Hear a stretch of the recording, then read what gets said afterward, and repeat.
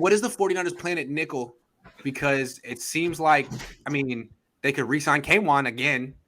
Maybe they should. I mean, do they have a better option right now than re-signing Kwan Williams?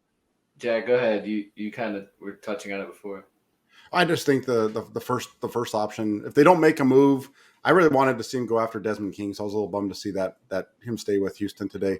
But other than that, possibly doing what they did in 2011, 2012 with, having Mosley and Ward start on the outside, and then when they go into their nickel, they slide Mosley down inside, and they bring in Ambry Thomas to play on the edge.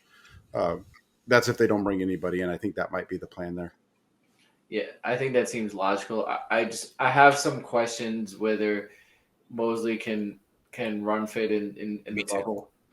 Just because they asked their nickel to do that, they asked their safeties to do that.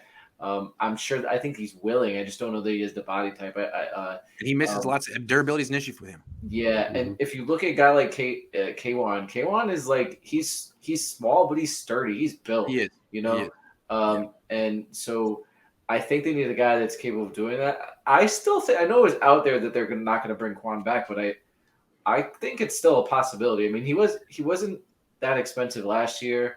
I don't know that there's going to be a huge market for him. In fact, there's not necessarily a huge, massive market for nickels. I think it's affordable. It's a mostly affordable position. I think they can find somebody that can do it. And like you said, Mosley's hasn't proven to be durable. So, I don't know that you want to put him in that position.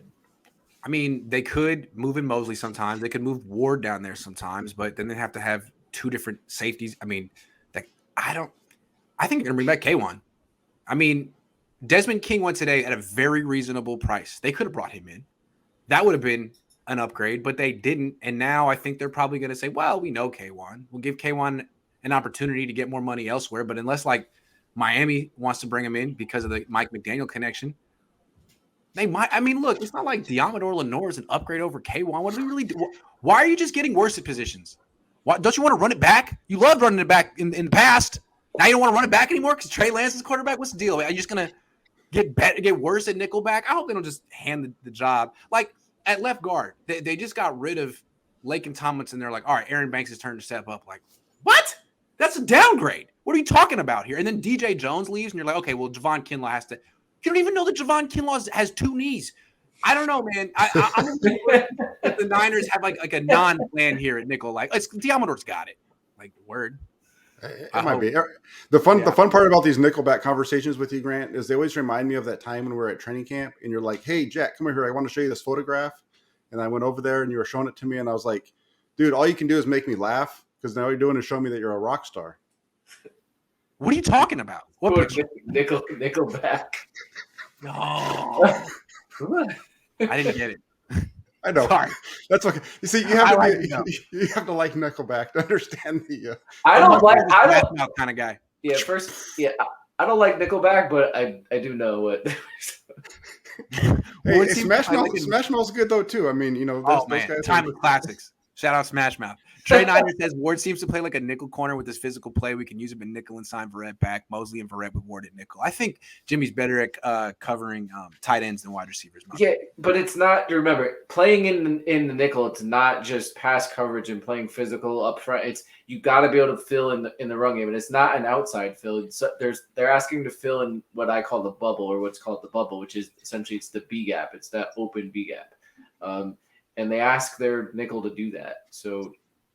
They have to have a guy that's willing and physically able to do that. Do they? How much do they believe in the guy? Talanoa Hufanga. That might be the question here because if they can bring back Jaquiski Tartt, which probably isn't going to happen, but that allows you to maybe use Ward in that role because you can mix and match them. But yeah, that's a tough sell.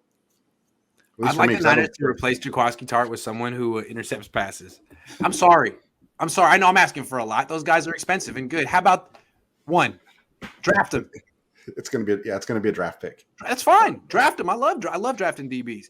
Murphy says if Jimmy's agent is vetoing all trades until 1 p.m. tomorrow, can they simultaneously trade him at 1 p.m. and be under the cap by 1 p.m.? That's a lot that would happen like right at the same time. I don't know. Yeah, this is one of those things that keeps coming up. It doesn't matter what the deal with Garoppolo. His no trade clause expires at 1:00 tomorrow, so they can get a deal in place right now. It doesn't matter. Yeah. They can get a deal in place. They can announce it if they want. It doesn't matter. He can. But they're not trying to move him today. They're trying to get him off the books at 1:00 tomorrow. Yeah, he can just say, "Well, I veto it until 1:00 tomorrow," and they're like, "Great. Well, it's going to happen at 1:00 tomorrow. So see you then. Goodbye." Yeah. We'll just you can wait for the inevitable. I like that. That's a good point.